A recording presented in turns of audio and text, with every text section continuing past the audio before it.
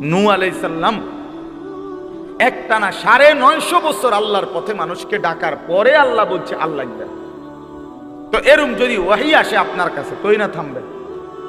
আমার কথা আপনি বুঝছেননি? মানে যদি আপনার কাছে আয়াত নাজিল হয় বা জিবরাইল আসে বা আপনার অন্তরের মধ্যে গায়বী কোনো আওয়াজ আসে যে হে আল্লাহর বান্দা 6 মাস হইছে আর লাগতো না, আর কইও না, বা 6 বছর হইছে আর বলিও না তোমার ফুতের নামাজের কথা ছাড়ছে, এরকম ওহি ইলহাম, এরকম গায়বী আওয়াজ আপনাদের কাছে আসছে কারো কাছে, তো আপনি থামলেন কেন?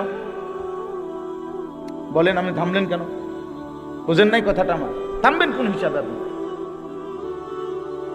কোরআন শরীফে আছে স্পষ্ট, শুনেন, কোরআন শরীফে আছে আল্লাহ তাআলা 950 বছর পরে সরাসরি নূহ আলাইহিস সালামের কাছে ওহী নাজিল করছে।